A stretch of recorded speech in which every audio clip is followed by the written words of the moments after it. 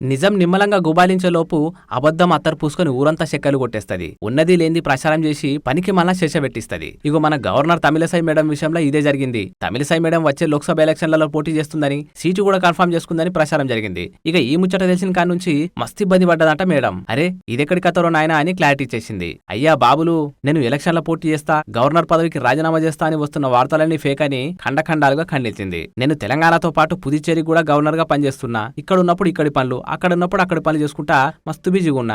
నా బిజీలో నేనుంటే ఎవరో నేను రాజీనామా చేసి ఎంపీగా పోటీ చేస్తున్నా అని తప్పుడు ప్రచారం చేస్తుండ్రు. ఇది మంచి పద్ధతి కాదు అని గుస్సాయింది. నాకు ఎంపీ టికెట్ కావాలని గాని, మళ్ళా నేను రాజకీయాలకు పోతా అని గాని ఇప్పటి వరకు ఎవరి దగ్గర కూడా మాట్లాడలే అని చెప్పింది. అసలు నేను ఢిల్లీకే పోలేదు, పోటీ చేస్తా అని బీజేపీ పెద్ద మనుషులతో చెప్పనే లేదు. మరి ప్రచారం ఎట్లా చేస్తుండ్రో వాళ్ళకే తెలవాలి అన్నది. వరదల వల్ల జనాలు అతలాకుతలమైతుంటే వాళ్ళ మంచి షెడ్ రాసుకుంటేందుకు మాత్రమే నేను తూత్తుకుడికి వెళ్ళొచ్చిన. అన్లైతే ఎసుంటి రాజకీయ ముచ్చట జరగలేదని క్లారిటీ ఇచ్చింది. డైరెక్ట్ ఎలక్షన్లలో పోటీ చేసే ఉద్దేశమే లేదని చెప్పింది. రాముల వారి దయతో, ప్రధాని మోదీ సార్ బ్లెస్సింగ్స్ తో మంచిగా పని చేసుకుంటున్నా, ప్రజలతో ఎప్పుడూ ఉంటున్నా, వాళ్ళకి అందుబాటులో ఉంటేనే నా పని నేను చక్కగా చేస్తున్నా అని ఫీలింగ్ ఉంటది. కాకపోతే అధిష్టానం నాకు ఇసుంటి బాధ్యత తప్పచెప్పినా చేస్తా అని ఫినిషింగ్ టచ్ ఇచ్చింది గవర్నర్ తమిళసై మేడం. ఇంత చెప్పినా కొందరికి డౌట్ అనుమానాలు ఉండనే ఉన్నాయి.